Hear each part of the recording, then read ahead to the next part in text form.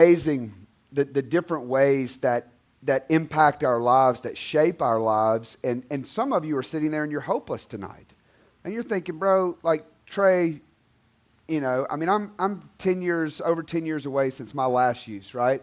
And so sometimes that's hard for the guy with, 30 days clean to understand that, of just like, God, 10 years, like, bro, like, we're just not even on the same page, And I try to share candidly to bridge that gap to understand that it wasn't that long ago that I sat in those same seats and I was wondering how God could do something with my life, And then some of you, are sitting up there and it's like, man, you need to hear from a girl, you need I'll be able to say so much and be able to invest in your life. And then God's going to bring in the woman that has the story. Then you find yourself in the narrative and you're like, dude, that's me right there. Like, dude, what she went through, that's me, right? And all of the things and all of the other, it's all so dynamic every time we put somebody in front of you, of the different ways it's going to be able to impact you. And so tonight we have another story. I'm super excited to bring this girl up.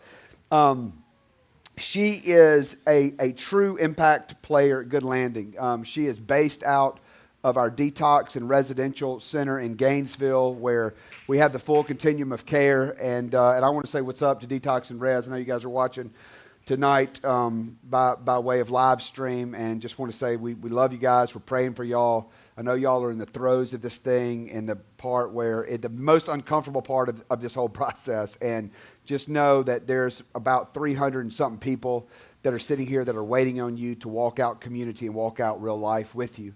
Also want to say what's up to, 100, 120 women that are across the street that are watching that can't fit into this building. We've got a solution for you guys.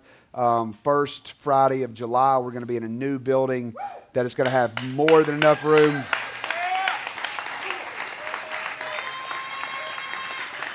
That's going to have more than enough room, and it's in Swanee. It'll be about a 10, 15-minute drive from the apartment. So that'll be really cool whenever we get to launch that. And we'll be able to expand, to grow. There'll have plenty of room. Because right now, I love this spot. It's just kind of sentimental to me, but I love, being packed in here. It just gives kind of a cool feel to it. And then just so much history and so many lives have been transformed in this room. But we've just outgrown it where, we got 150 people that can't even be in the building right now. And I got, 20, 30 that are sitting out there in the gym. So anyway, we got solutions in place for you, but anyway, my main point of that, as I kind of sidetracked, is a girl that's speaking tonight. Her name is Lindsay, and she is the alumni coordinator. She has just, been instrumental. She lives it, she breathes it. She loves Jesus. Every time that I hear her name, it is getting somebody into treatment. It's talking somebody off the ledge.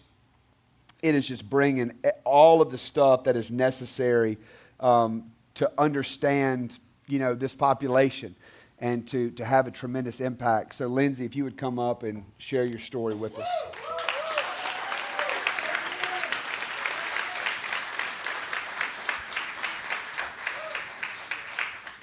All right, you good to go? Yeah, can y'all hear me okay? Got your notes? Yes. Let's go. All right.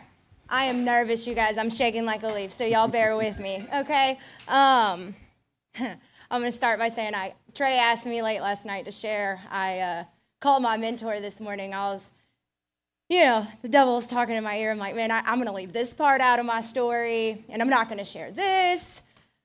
No, I'm going to give it all to you guys, specifically the women up there. I know he already said that, but... So he introduced me. I'm Lindsay. I've got my Cliff Notes here if I get veered off, y'all. I am the alumni coordinator out at Detox. They told me to shout you guys out, so love y'all. Also, I'm part of the business development team, case management. Love being with Good Landing. Just going to give you a little background. I grew up in a good family. Did not grow up in a divorced home. My parents love the Lord. We were raised in church. I was the oldest of 3 siblings.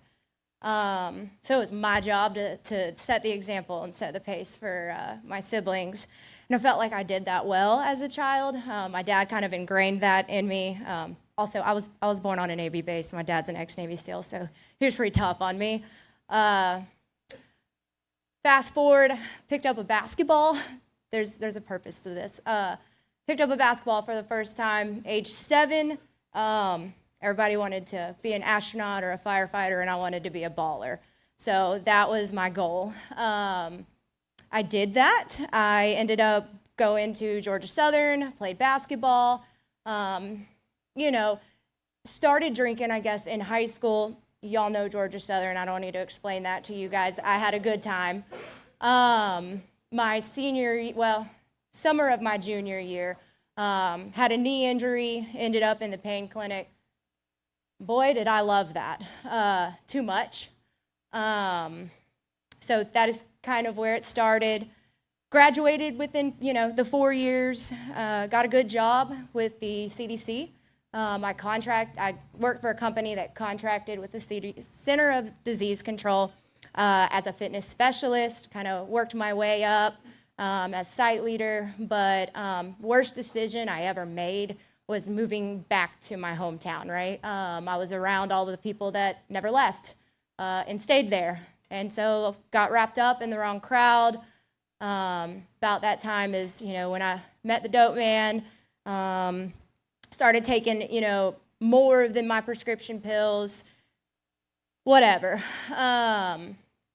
Staying up till 3 in the morning, had to be at work at 5 a.m., teach a cycle class, wasn't ideal.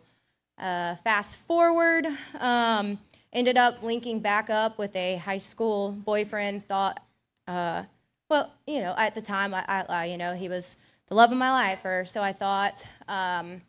We had plans to get married, got engaged. We were actually getting married at my old house. If you're from Buford, y'all probably know where I grew up. There's weddings there now. He overdosed and passed away 9 days before our wedding. And at that point, I snowballed. Moved back into my parents' house for a short while. Transitioned from pills to heroin. And really from there, couch surf from one drug dealer's couch to the next. Most mornings I woke up pissed I was waking up. Didn't care who I was hurting, what happened to me, just on a very, very reckless path. Obviously not knowing that I was absolutely destroying my parents and my siblings and everybody that loved me. When you're caught up in the middle of that, you've got those blinders on and you don't know who you're hurting. You do, but you don't. It's hard to kind of, squirrel. So after that, ended up meeting my now husband. We were very toxic. We used drugs together. At that point, I don't want to say I had gained some clarity, but I, started trying to get sober. I guess you could call me a treatment vet because I have been into a lot of treatment facilities, multiple detoxes. To be exact, I went to 9, and ended up down in Tampa, Florida, where I thought a change of scenery would change that, but I snuck in some Suboxone and got kicked out within 24 hours of me being there. They packed all my stuff, dropped me off at a Greyhound, and at this point I had everything I owned, in boxes stacked up at the Greyhound. I was there for 2 days, sleeping on the floor. It was terrible. And I was sick, I had never been sick before. Ended up back in Buford with my now husband, and shortly found out that I was pregnant with my first child. And the game changed for me. And I was a lot farther along than I realized. So it was terrifying, it was scary. I got put on MAT medication and gave birth to Colton. This part's hard for me, so y'all bear with me. He was in NICU for 2 weeks, detoxing off of the MAT medications. They administered morphine to him every 3 hours.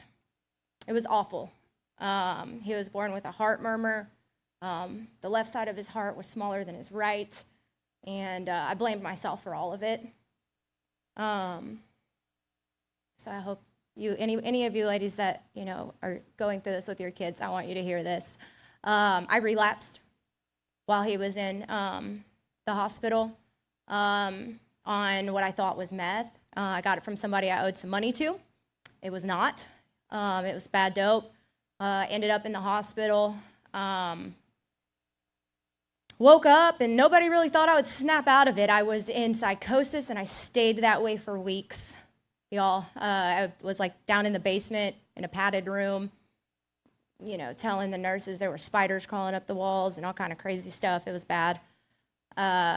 So, at that point, my son, was placed in foster care, thank God, with my family. And a defects case was opened up to me. And I ended up back, I'm skipping over all kind of stuff, y'all. Ended up back in the townhome that my now husband and I, we were not married at the time, were in. I want to say like a couple days went by. We got evicted. A car was repoed. This all happened in the same week. And mind you, let me backtrack. When this happened, I voluntarily joined family treatment court in hopes that I could, get my son home sooner and they could give me the help I needed. I went AWOL. I was scared. I was scared to face my life, the mess I had created. It was terrible. I was broken, all the things. So anyways, the same day that I was evicted, they came to pick me up on a FTC hold. I had been arrested before that for like petty crimes, but this time it was not. Ended up in jail for 30 days. They arrested my now husband again, same day. And they gave me, I signed, already had signed up for family treatment court. I remember, because I still have this picture in my car today and that little mirror that comes down, my case manager at family treatment court came and visited me while I was in jail, and she put a picture of my son up on the glass, and she asked me what I was fighting for and what was next. So OR bonded out to a 6-month program. It was in Rome, Georgia. I was as far away from home as, I think they could place me. At that time, my now husband went to a separate treatment facility. I did it. I stayed there for 6 months. It was definitely not as nice as Good Landing. It was a state-run facility. If my feet didn't hit the floor, my bed wasn't made by 6 o'clock. They were ready to put me back in jail. It wasn't, grand. The girls were mean. It was hard. I did it. Mind you, you want to talk about humility. I was in supervised visits with my child. Had somebody watching me, taking notes, playing with my kid. It was awful. It's the hardest thing. I don't wish it on anybody. Got out. Graduated, got out of that program, was mandated back to Hall County. We still weren't married. That's coming. Got a house, rented it from a family that was with a daughter that was, had graduated treatment court. Still working my program. At this point had surrendered, but life was going to continue to happen. And I quickly learned that there were multiple barriers that were thrown in front of me. We had been at this house for about a month. I was working at Ingles at the, self-checkout thing, making sure everybody scanned their groceries correctly. Found out I was pregnant with my second child. Okay. We're going to figure this out. I Thanksgiving Day, police officer knocked on my door and was like, "You've been served. You've got 30 days to get out. This property's been sold." Okay. So we ended up moving to Dawsonville. And the day that we were moving, my husband kept complaining of chest pains. It was, anyways, he suffered from a heart attack. He got a stent put in his heart. He was in the hospital for several weeks. I had to kind of figure things out on my own. Got another, job serving at O'Charlie's. At this point, I'm getting big, pregnant, on my feet all night. Again, just it was like one thing after another, but yeah, I abided by the rules in treatment court, worked my program. I was faithful. I prayed big and kind of put my willingness at the door because I was going to do this. I don't know about you guys, but when it comes to my kids, I was ready to walk through whatever red tape I had to. So my biggest fear at this point was that Colton wouldn't be placed back home with me before I gave birth to my other child. And on February 22nd, 2022, my DFACS case was closed. He was placed back with me. February 24th, 2022, I gave birth to my second child.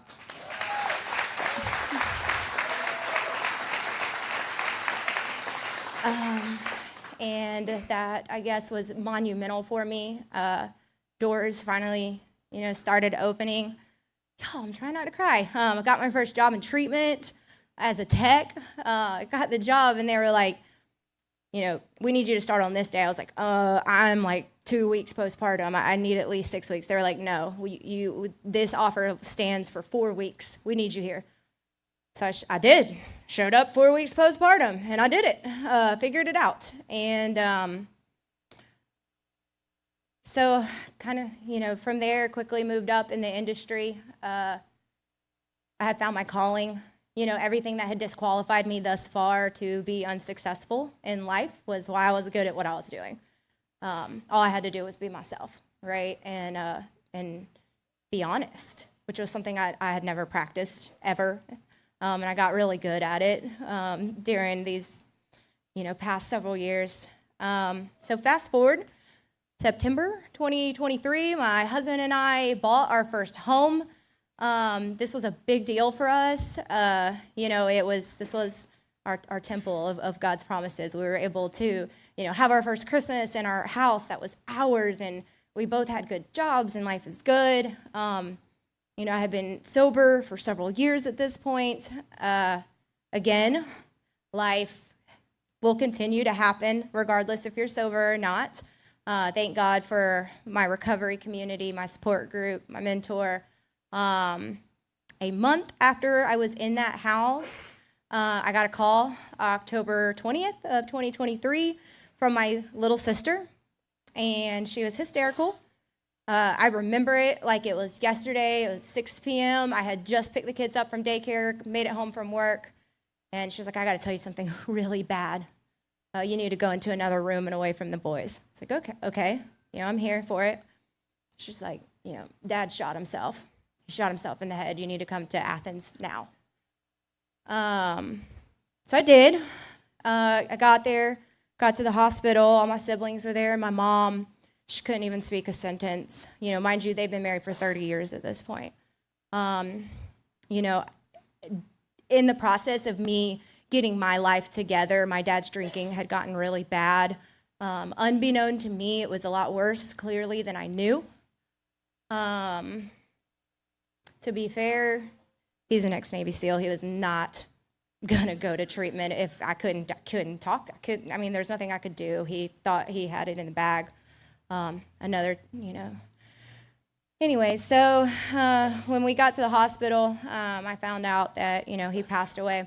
In the ambulance on the way to the hospital, there was nothing they could do. There were no warning signs, nothing. We didn't know that this was even a thing. Hell, we didn't even know anyways. He had a gun. It was just traumatizing for my family all around. but this is where, I used to be the black sheep of the family, and I turned into the goat. I was the person that everybody leaned on, that everybody called. I helped them, when they needed to emotionally regulate, I was there. I knew how to do that. I had years of practice, and still am. So, where am I? So, December 2023, I took a job with Good Landing. Big deal for me. This was a career move for me financially, for my family, not just in a place that I can, share my sobriety story, but I can praise the Lord, and that's a big deal. The last conversation, and I don't even know if Trey knows this, the last conversation I had with my dad was October 20th that morning about my interview with Good Landing. So I knew I had to be here. Yeah, that is my story. If there's anything that you guys got from my story, it's that you're not your circumstances. I am not my circumstances. I'm my comeback. And that's it. Thank you.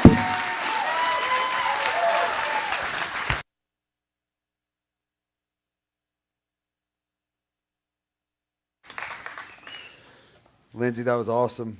And I appreciate you sharing so candidly about your journey.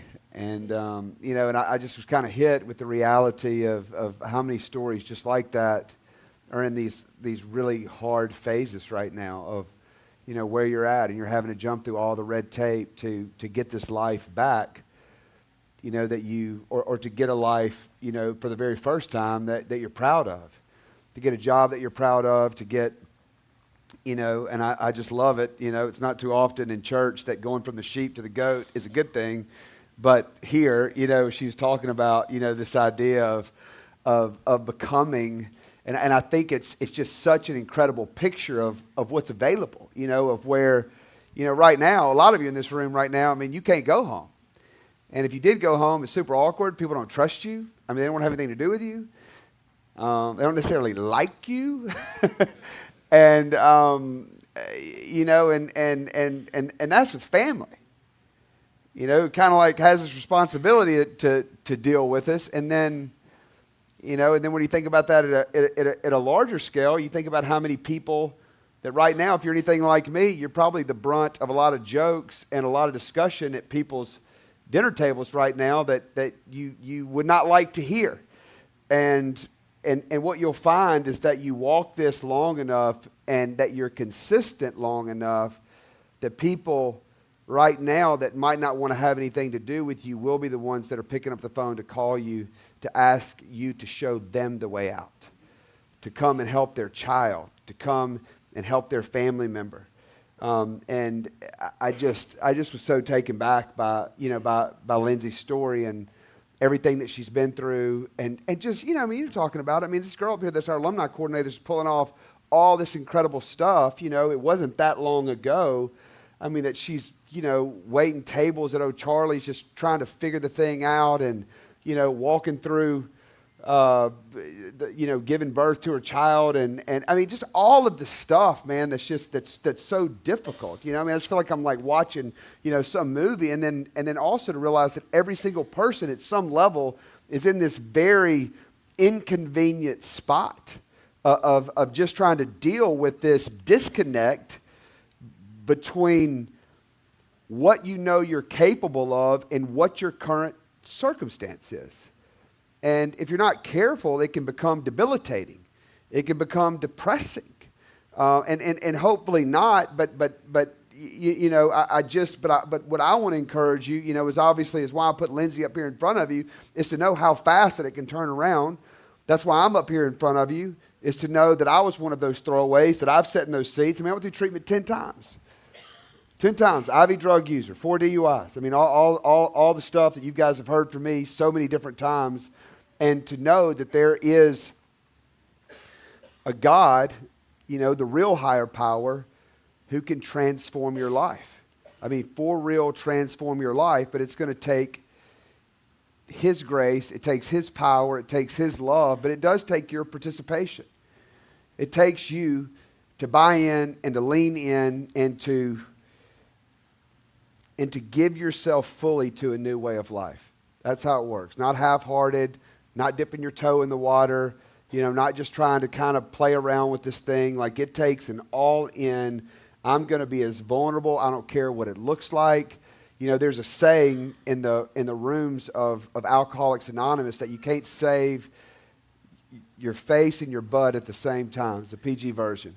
You can't save your face, you can't save your butt at the same time, And you come in here and you can play all the games and walk in here like you got life by the tail, and you're Mr. Prideful and you don't need to be here, and you immediately want to go into this, I want to help everybody else and not deal with your stuff. Like, dude, like that's just not, it's such a lie to buy in to that. That may have worked at some place or some time in your life, but nobody can relate to that. I don't come off like that. Now I'm on the stinking program and I watch somebody with 3 days clean coming off like that. I'm just like, wait, what? Did we hire you to come in here and help us or something? Like, what are you doing? So just understand that being vulnerable and letting yourself get healed and opening up in a way like, yeah, you can still provide help. I'm going to talk about some of those things. I mean, the title of my message is Becoming a Rescuer, but part of that is putting in the work so that you've got the credibility to be the rescuer. So I'm going to pray for us, and then we're going to jump in. I've got a quick message, and then we'll move to graduations. Father, we love you so much. God, I thank you for tonight. I thank you for Recovery Church. I thank you for Lindsay. I thank you for her story. God, I thank you for your grace in her life and how you have kept her through so much, God, and that you've made her a mom that is an amazing mom, God, that you've made her an amazing staff member, an employee, God, that's trusted with so much, and that she's just now even scratching the surface of where her career and where her life is about to go. And God, I know that you're doing that same miracle all throughout this program right now in the lives of the people who are in this room and that are watching by way of live stream, God, that you are doing that same work, God, that same transformational work. That you're doing that in all of our lives right now, taking us from glory to glory, God. And we just say yes, we participate, God. We are tired of fighting, God. We are tired of being prideful. We're tired of doing all the stupid stuff that causes you to resist us, God. So help us, God. Help us in our unbelief. We love you. We commit it all to you in Jesus' name. Amen. Amen. Got my beautiful wife sitting down here on the front row. We've got 6 kids, so she didn't get to make it all the time. And anyway, it's just really cool to have her in the house tonight. We love you, Holly. Glad you're here.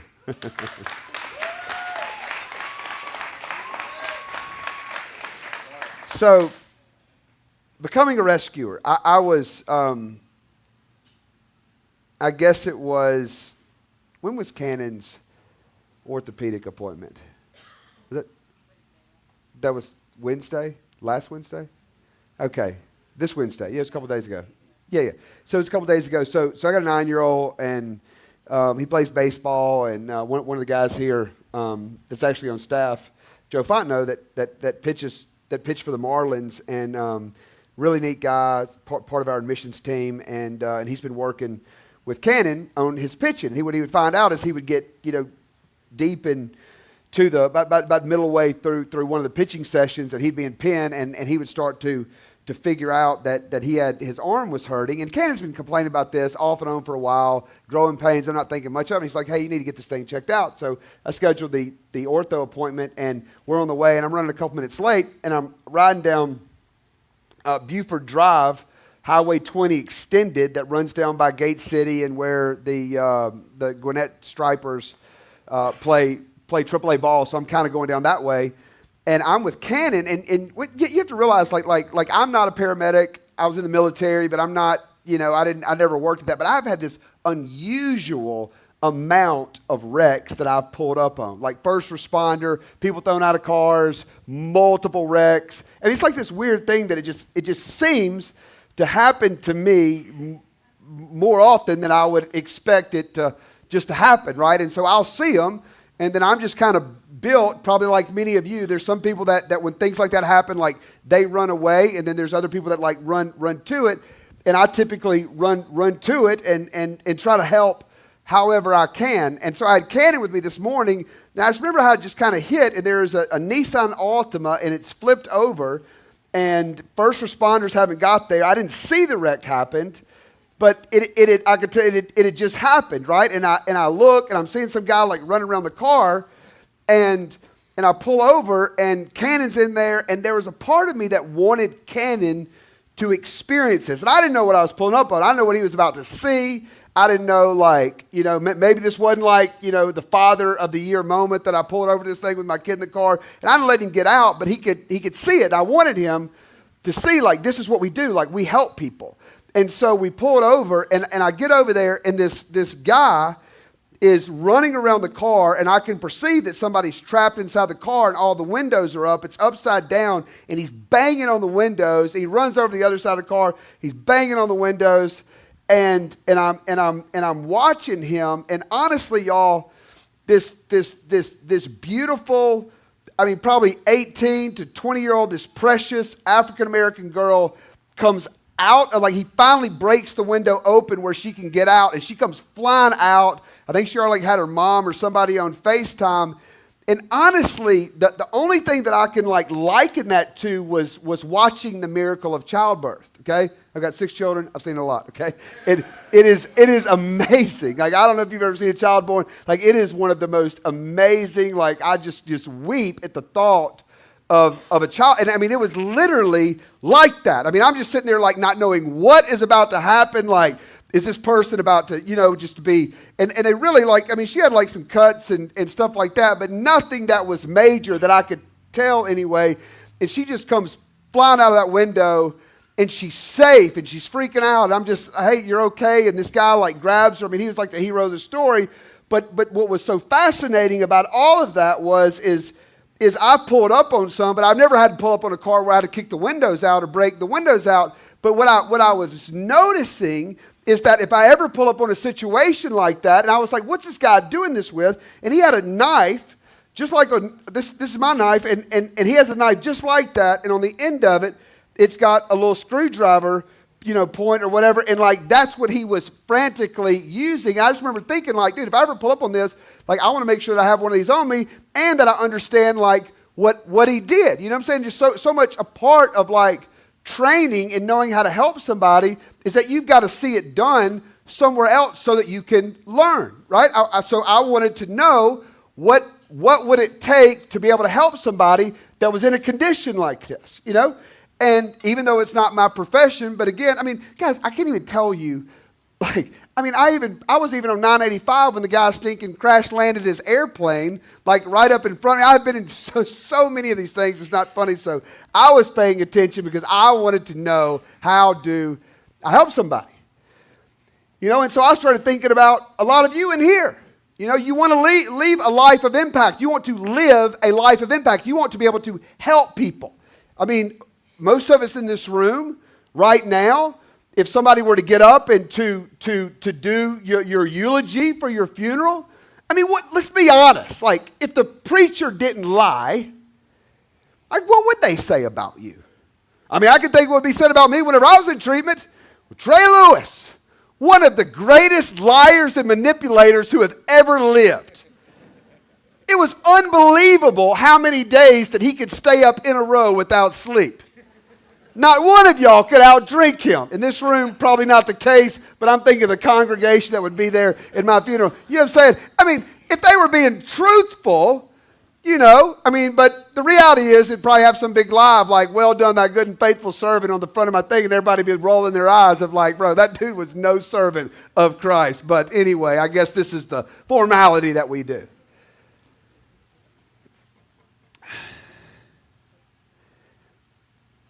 And while we can laugh about that in here, there was a guy named Stephen Covey that wrote a book called The 7 Habits of Highly Effective People.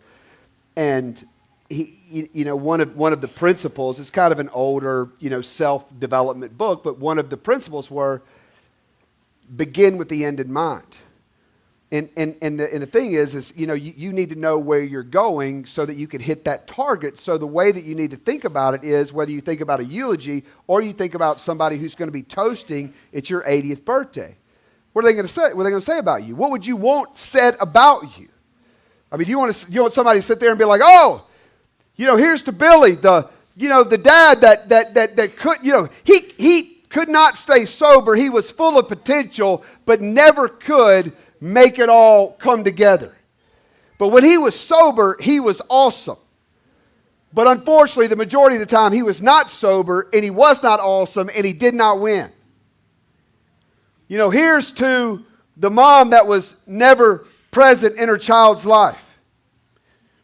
Anybody want that said about them? No, we don't want that said. We don't want to be said, I'm a drunk, I'm a gambler. And some of us have mimicked people in our lives that we thought that were really cool or that were really influential. Maybe it was a dad. Maybe it was, an uncle. Maybe it was a coach or some player or some friend or whatever it was. But the reality is that you're starting to realize now that following that path has been quite the lie, has been quite the letdown, has been quite the absolute dumpster fire in your life.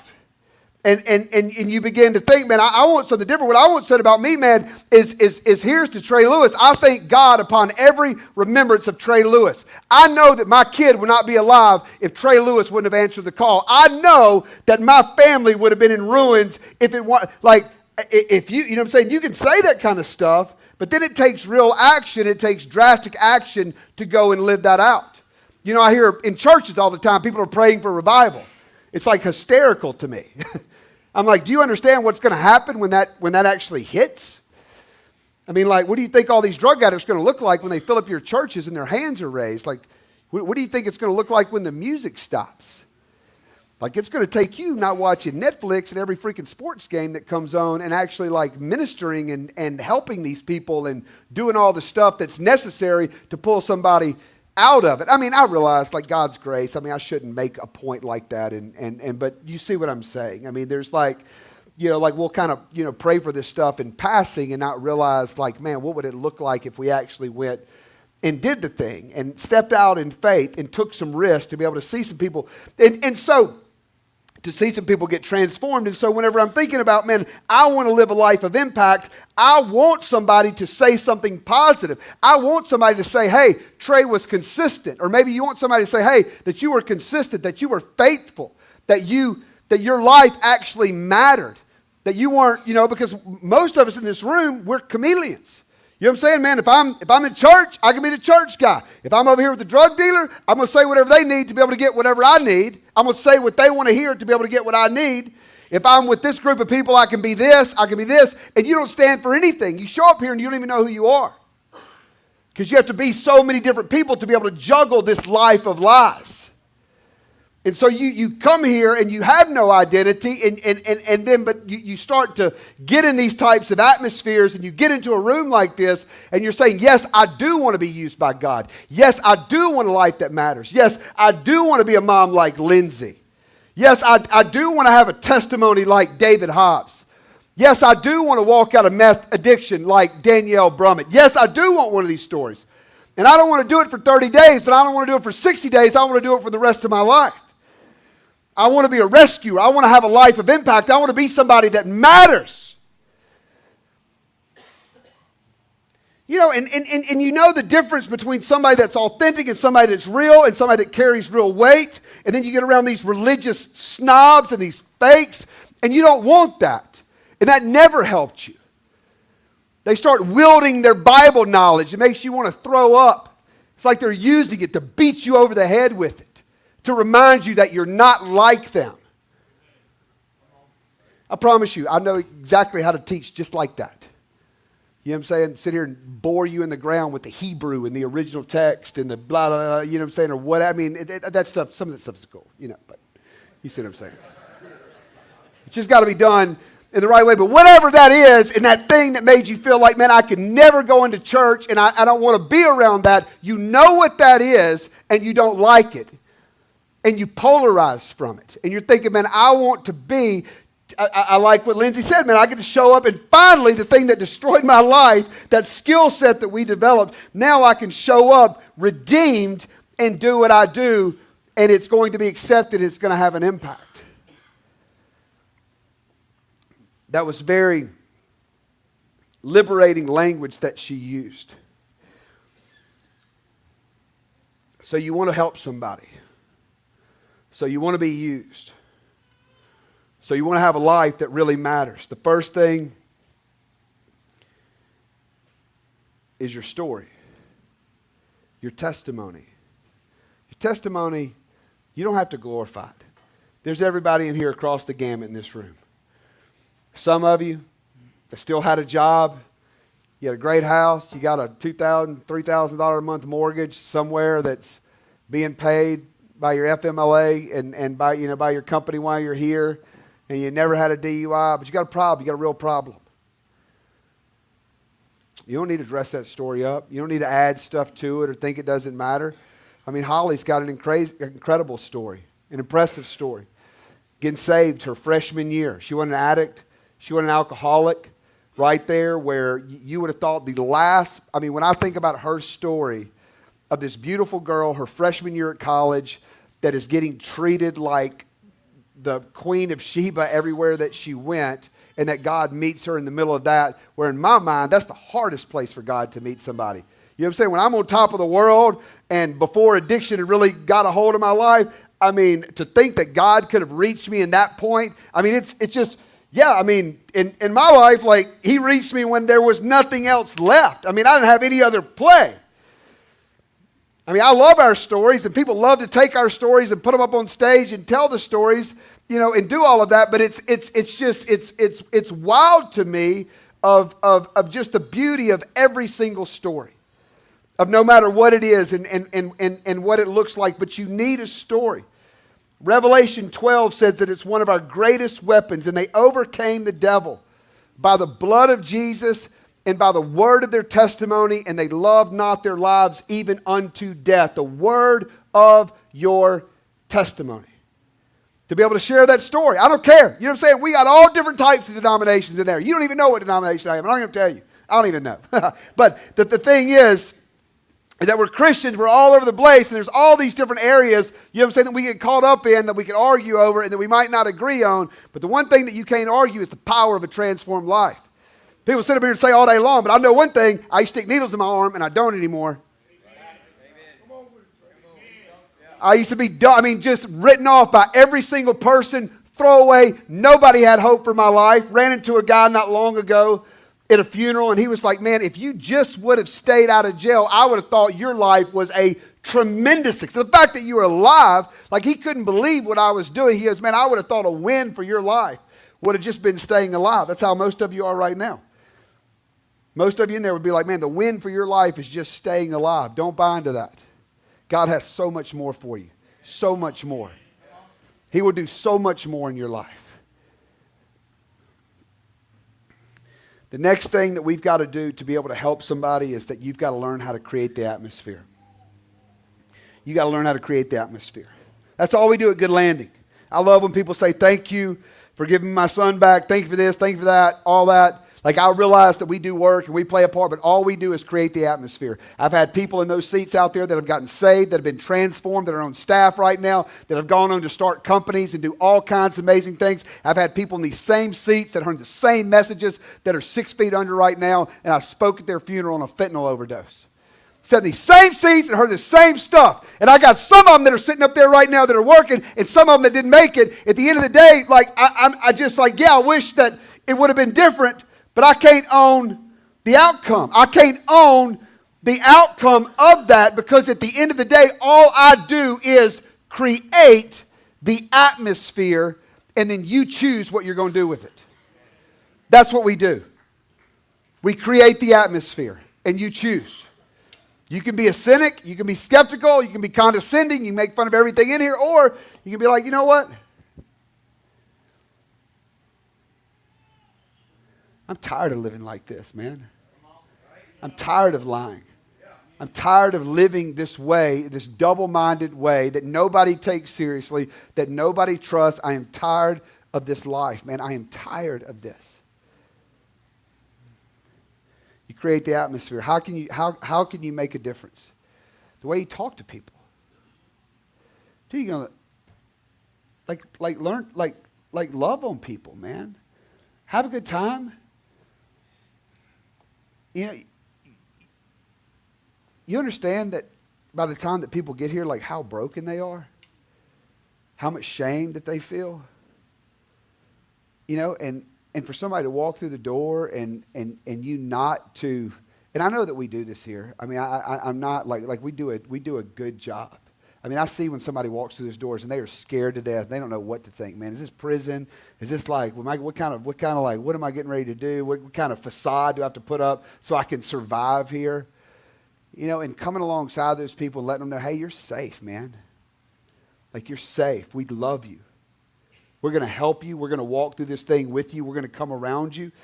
You know, be playful with people, but don't, you know what I'm talking about? Like, don't make them the brunt of some joke.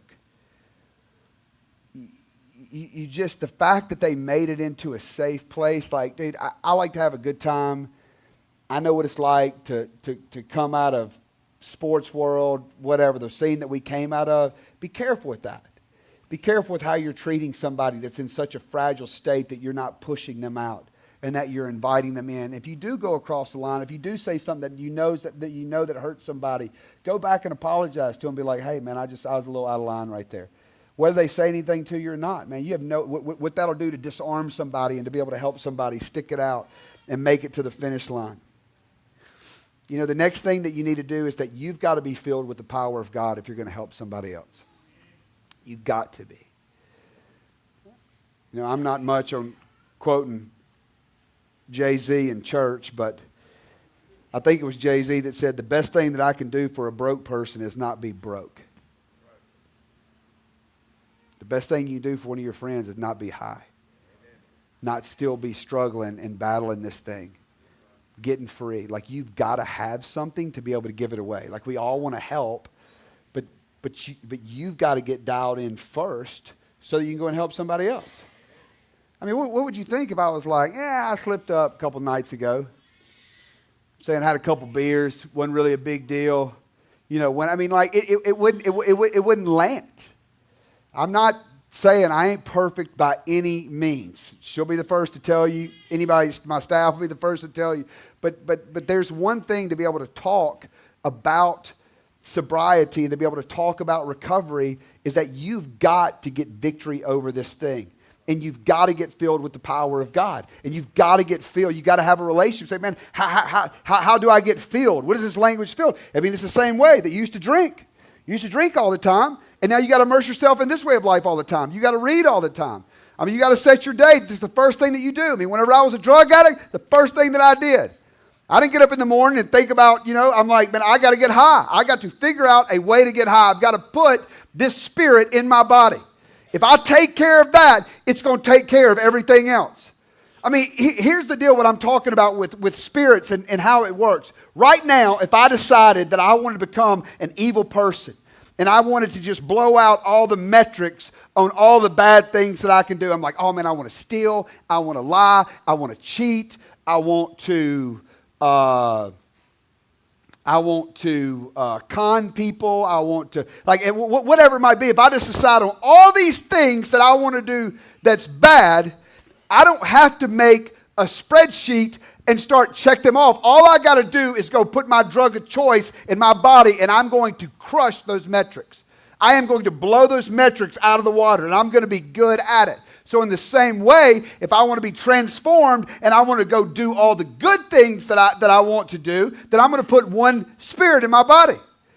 I'm going to come and I'll open myself up and I'm going to say, Jesus, fill me, lead me, guide me with my life, and then I'm going to be doing completely different things. It's not all this like crazy checklist that I've got to go and figure out. I got to make sure that I'm full of Him, and then that is going to take care of the far majority of everything that I need to accomplish in my life.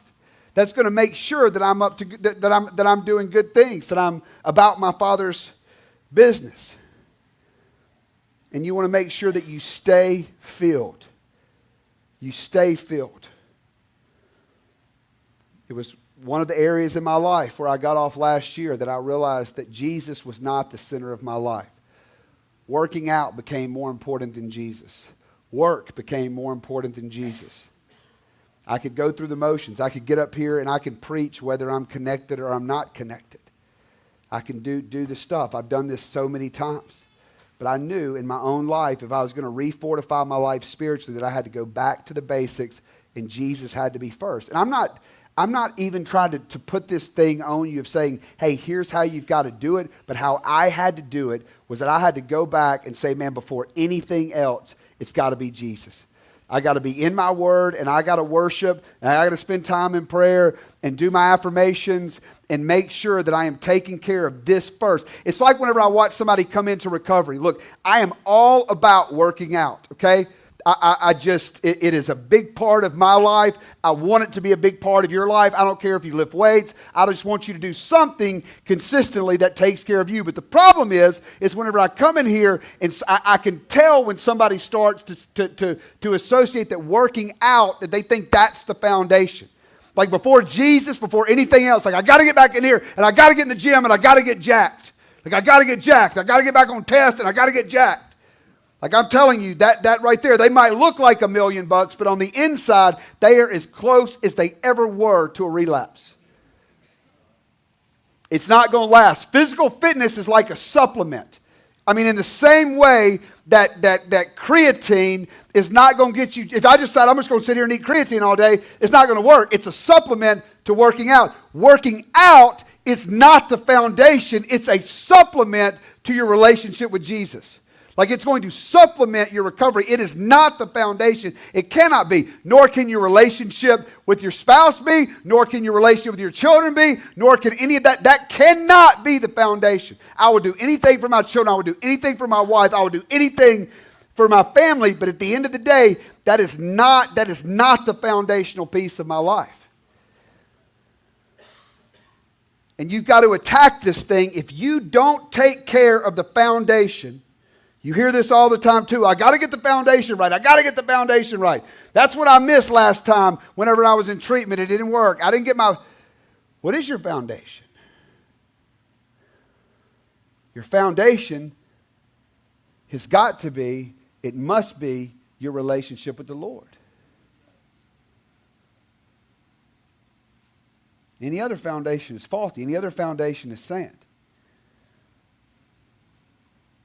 And we know what happens to the guy that built on the sand. Because the winds will come and the storms will come. They are coming. I promise you, they are coming. I don't care how much money you have. I don't care how much clean time you have. I don't care how much, whatever you got. The storms will come. They are coming. They are coming. And I don't mean that as gloom and doom, but you better prepare and you better be built to be able to handle storms. They are coming. I mean, think about what Lindsay endured on her interview to come up here to find out that the symbol of strength in their family had committed suicide. You know how easy in this entitled society that it is to be like, that's not fair. How could this happen to me? Why would you do this to me? Another reason to go use, another reason to go get drunk, another reason to stay sick. You have all the reasons that you need. Make sure that you build your life and your foundation and to prepare for storms. Storms will come. And then finally, whenever I think about that girl getting popped out of that car the other day, there was this time of rejoicing and everybody, this guy was hugging her and hey, you made it, you're safe, that's great. And everybody's so happy, and she survived, and there's a flipped car, and there's something where she escaped death, and that's amazing, right? But at some point, and if she's watching, and a few days have passed, me and Missy about to talk about her driving, okay? We're about to talk about what did she do to flip that car. And we got to have that talk. What were you doing? Were you texting and driving? I see you got Mom already on FaceTime. Hopefully you weren't FaceTiming her while you were driving and she didn't see the whole thing happen. Do you even know how to drive? I am so glad that you're in here tonight and that you escaped the destruction of a wrecked life. Like we got you out and there was this miracle and you showed up and you're in here and it's amazing and it's great. But now, somebody, we got to ask, what were you even doing? What were you thinking? Do you even know how to drive? No, you don't. Obviously, you drove right up in Good Landing. Obviously, you need some new skills. You need to understand that whenever things get a little rocky over here and you went off the road a little bit, you don't overcorrect and roll the stinking Altima. You know, and whenever a cat jumps out in front of you, that you don't take a 90-degree turn to miss the cat. God bless all you cat lovers. But I ain't going to be in a flip truck out in the middle of the road over a cat. So in the same way, when we're talking about coping skills, that's what we're talking about. Your driving sucks. Sucks. Sorry, children, that y'all came tonight. It's terrible. And we got to teach you a new way to drive. You can't overcorrect to those situations in life. I mean, guys, okay, you've been burned by some hard people, got some trauma in your life. Guess what? So do I. Happened to me last year. To the closest people on planet Earth to me who I thought would take a bullet for me, betrayed me at the absolute highest level. You know what I did? Read a book. Read a book on trust. What did I miss? Obviously, somewhere in my driving, I missed something. I got to figure out, how do I trust? So I picked up Dr. Henry Cloud, Trust. Read that. Want to become a better leader. Dr. Henry Cloud, Boundaries. Deion Sanders, didn't know what I really thought about him. Knew that he was making a big impact. Read his book. Learned something from Coach Prime. Spend time with other high-level leaders. Figuring out what's wrong with my driving. I've driven this far, and now I've got some landscape up here that I've never seen before. Maybe some stuff that my family never had to drive through. Maybe I'm trying to go to a different level. Maybe I'm trying to go to see something I've never seen before. And now I got to pick up, and my driving that got me this far is not going to get me through this terrain. I've been driving on concrete roads, on nice paved streets, and now I just hit some buckshot gumbo, and I got to learn how to drive in four-wheel drive. And maybe I don't know how to do that. Maybe you don't know how to do that. And I got to figure out, how do I drive through this stuff? And you're going to have to learn how to drive.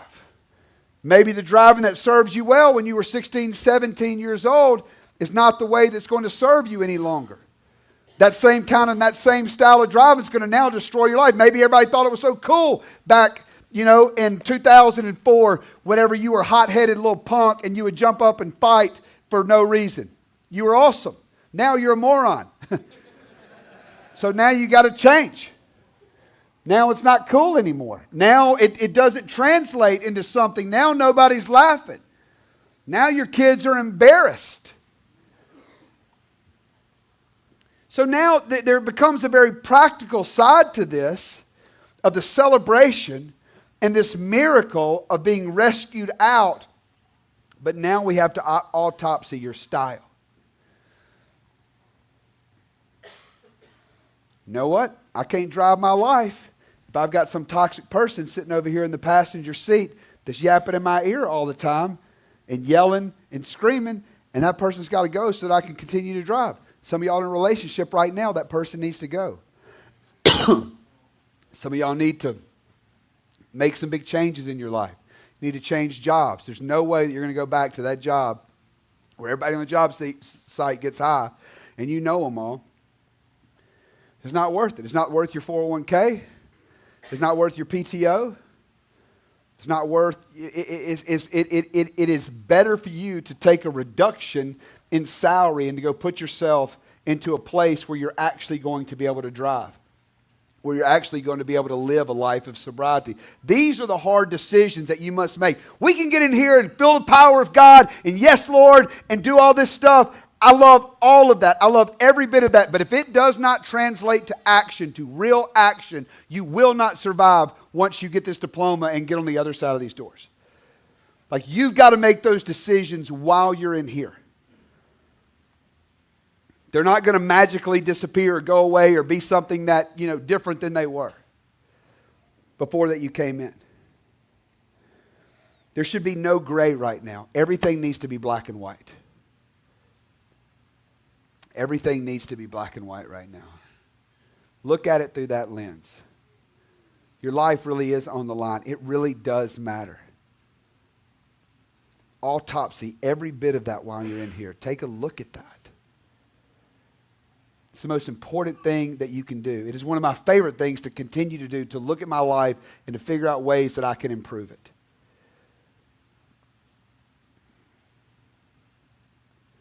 You've got one of the rarest opportunities, though I know it didn't come in a way that you wish that it would have come. You got 90 days to look at your life and change the trajectory of your life. You know what a gift that is? Do you know how many people out there right now making 6 figures, 7 figures, 8 figures, 10 figures that wish to God they could pull the e-brake on the thing and stop the entire thing just to figure, they don't even understand what the point of it is. They don't know what they're doing. They have any meaning. They're disillusioned in family. They're disillusioned in life. Bank account stacking up, all that stuff's there, and you have been given the incredible gift to go back to let God reinvent you and to change the trajectory of your life, of where you're going to go. I promise you, man, if you get the right perspective, this will be the greatest season of your life. It will be the most redefining, most refocusing, life-giving season of your entire life, and you'll find it in the place that you least expected it, in drug rehab. Do the work.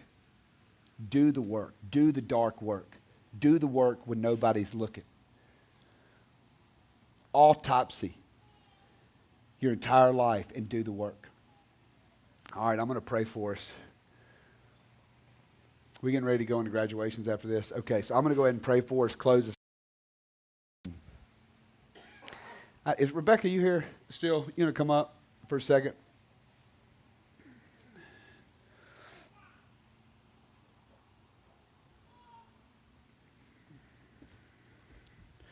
I know it's ran a little bit late tonight, but I have a song where if you need to do any work with the Lord, if you need to rededicate your life, if you need to just come and lay anything at the altar, if you need to get saved, if you need salvation, if you need to get saved for the very first time, this altar is going to be open. God, I thank you, Lord, I thank you that you sent your one and only Son, Jesus, to shed his, when we so desperately need that we are legitimate, that you would continue to set the captives free, God.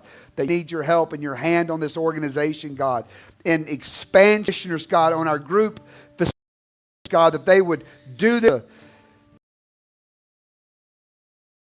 Lord, we love you, God. We lift up our lives, God. We lift up this program now in Jesus' name. We love you. Nothing.